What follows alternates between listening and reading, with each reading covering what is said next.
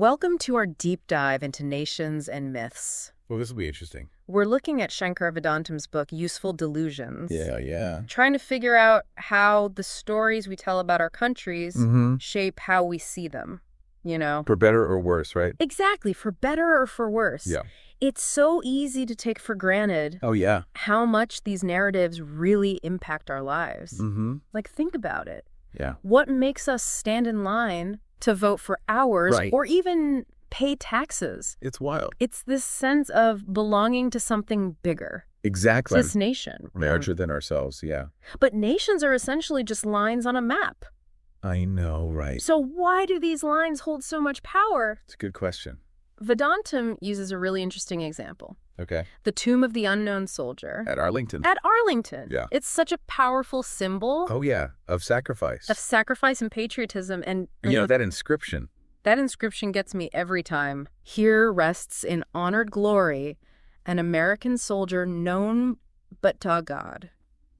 Wow. Yeah. It speaks to such a deep reverence for those who died serving the nation. Right. And the rituals, Oh, yeah. the changing of the guard, Yeah. all of it reinforces that feeling. Really? It's like we're hardwired to respond to this stuff. So the symbols and ritual. Yeah, it's fascinating. Yeah. Even if you've never been to Arlington, I haven't. you can picture it. I can totally picture it. Right, because Yeah. the stories we tell, Mm. they create this shared image, this Yeah. shared understanding, Even if even if we haven't been there. we haven't experienced it. Benedict Anderson called it an imagined community. Oh, yeah.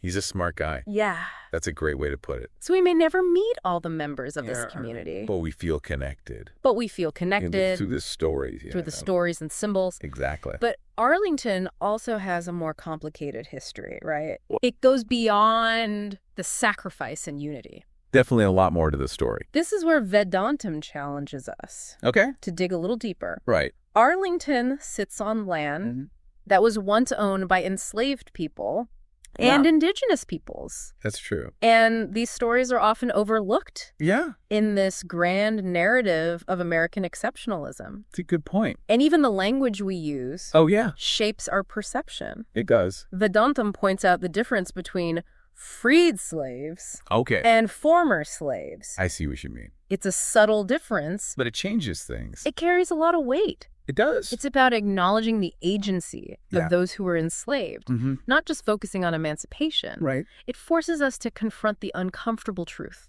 Yeah. that our nation's history It's full of contradictions. is full of contradictions. For sure. Vedantam calls these contradictions useful delusions. Interesting. He argues we often need to forget many things About the past. about the past Yeah. to create a cohesive national identity. Okay, I can see that. But what happens when those forgotten things Oh, boy. come back to haunt us? That's the question. Well, that's where the tension lies. Yeah. Vedantam uses the example of Thomas Jefferson, Okay. the author of the Declaration of Independence, Yeah. who also owned slaves. Yes. This idealized image Yeah. clashes with reality. Definitely. It's like building a house on a shaky foundation.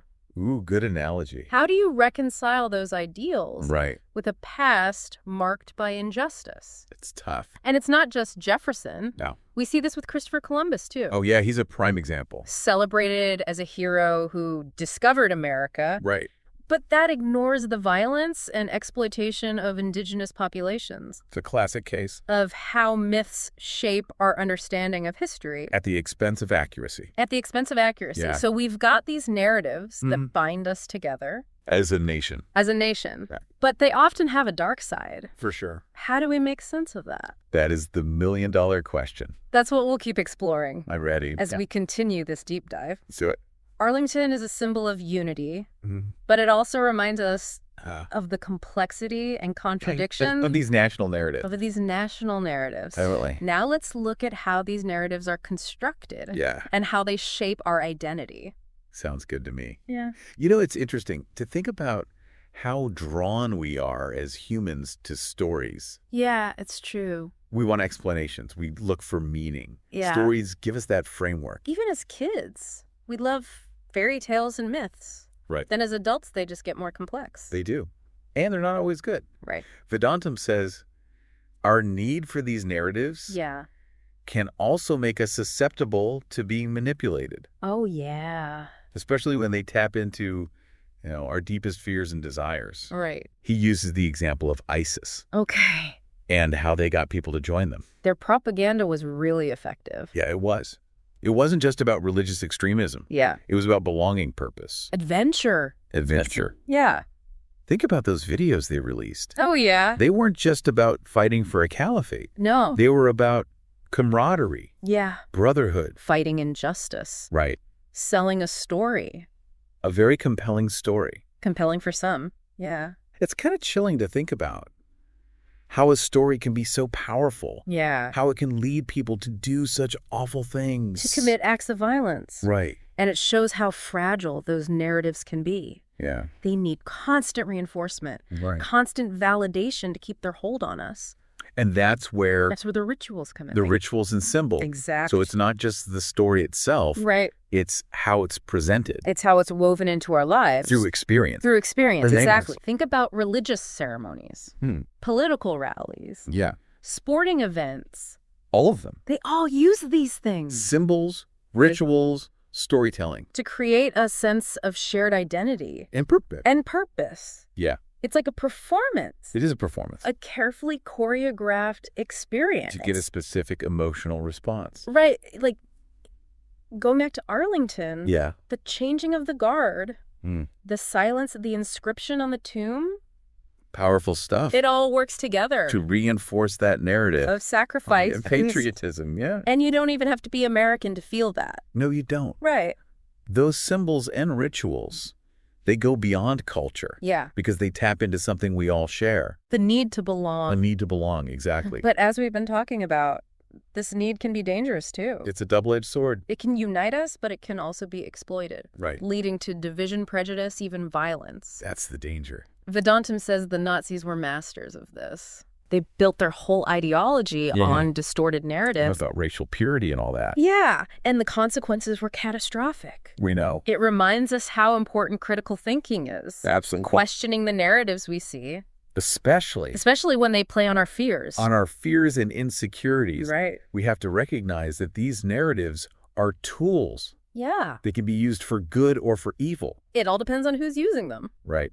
So what are your takeaways from all this? What stands out to you about how these narratives shape our view of nations? What really gets me is how easy it is to just get swept up in a story Oh, yeah. and accept it as the truth Without questioning it. without questioning it. Especially when it makes us feel good.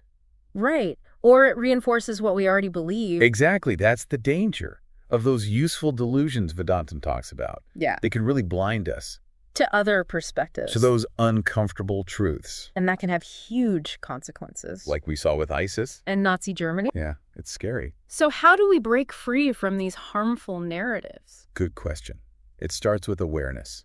Okay. Recognizing that they're just stories. Stories. Yeah, they're made up. They have an author. They have a purpose. And once we get that, Then we can start to question them. but questioning them can be hard, Oh, it can be really hard. especially the ones that are so ingrained in our culture. Yeah. It can feel like you're questioning your own identity. You're questioning your sense of belonging. Exactly. It's tough.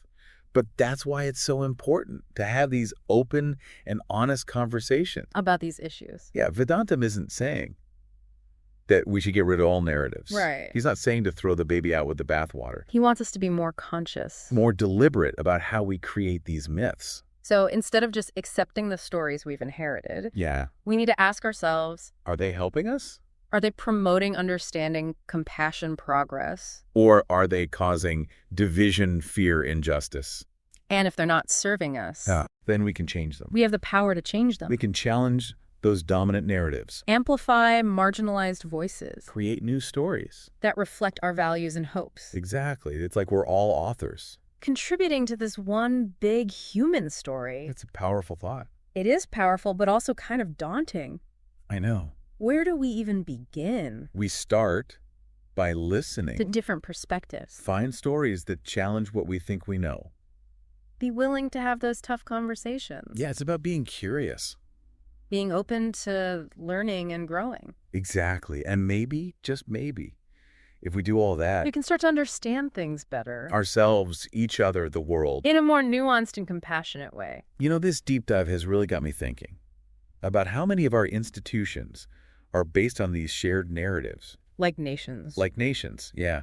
What if those narratives disappeared? What would happen? What new stories would come up to unite us or divide us? It's a question worth thinking about. What new useful delusions would we create? To try to make sense of the world. And would they be any better Than the ones we already have. This has been a really incredible look at Vedantam's work. It has. It's made me see the power of stories. In a whole new light. In a whole new light. Me too, and I hope it's done the same for you. Our listener, thanks for joining us. Keep questioning, keep learning, and keep telling